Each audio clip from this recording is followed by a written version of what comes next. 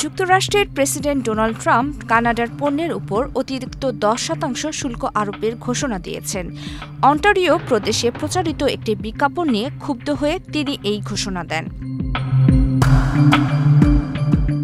বিজ্ঞাপনটি যুক্তরাষ্ট্রের সাবেক president Ronald রেগানের একটি বক্তব্য ব্যবহার করে তৈরি হয়েছিল। সেখানে রেগানকে বলতে শোনা যায়, শুল্ক অর্থনীতির ক্ষতি করে এবং বাণিজ্য যুদ্ধ ডেকে আনে। তবে ভিডিওটিতে রেগানের বক্তৃতার কয়েকটি বাক্য কেটে সাজানো হয়েছে, যা ট্রাম্পের দাবি অনুযায়ী ভুয়া ও বিভ্রান্তিকর।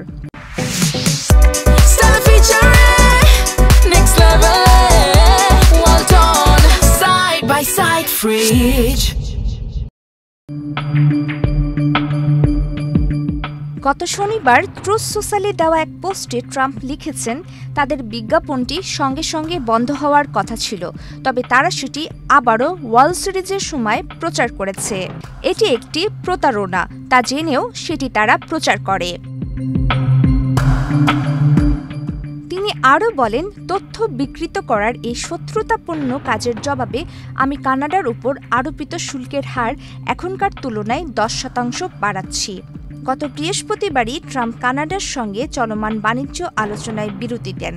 তবে অন্টারিওর প্রিমিয়ার ডগ ফোর্ড গত শুক্রবার জানায়, কানাডার প্রধানমন্ত্রী মার্ক কার্নির সঙ্গে আলোচনা শেষে প্রদেশটি সোমবার থেকে ওই বিজ্ঞাপন প্রচার স্থগিত করবে, যাতে আলোচনাগুলো পুনরায় শুরু করা যায়।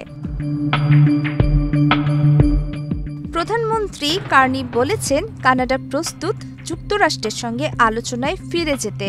তিনি ও ট্রাম্প দুজনেই আগামী সপ্তাহে মালয়েশিয়ায় অনুষ্ঠিতব্য আসিয়ান সম্মেলনে যোগ দেবেন। তবে ট্রাম্প জানান, সেখানে কার্নির সঙ্গে তার বৈঠকের কোনো পরিকল্পনা নেই। ট্রাম্পের ঘোষণায় ঠিক কোন পণ্যগুলোর উপর নতুন শুল্ক বসবে তা স্পষ্ট নয়। যুক্তরাষ্ট্র মেক্সিকো কানাডা চুক্তি অনুযায়ী কানাডার অধিকাংশ রপ্তানি পণ্য ইতিমধ্যেই শুল্কমুক্ত। এর বাইরে থাকা পণ্যে ট্রাম্প প্রশাসন গত আগস্টে 35% শুল্ক আরোপ করে।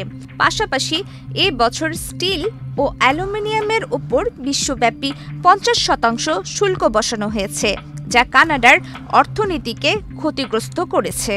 ট্রাম্প এই ঘোষণা দেন এয়ারফোর্স ওয়ানে করে মালয়েশিয়ার পথে যাত্রার সময়। তবে মার্কিন বাণিজ্য দপ্তর, হোয়াইট হাউস এবং কানাডার প্রধানমন্ত্রীর কার্যালয় এখনও এই বিষয়ে কোনো মন্তব্য করেনি। প্রমিতি কিবরিয়া ইসলাম, বাংলাদেশ প্রতিদিন।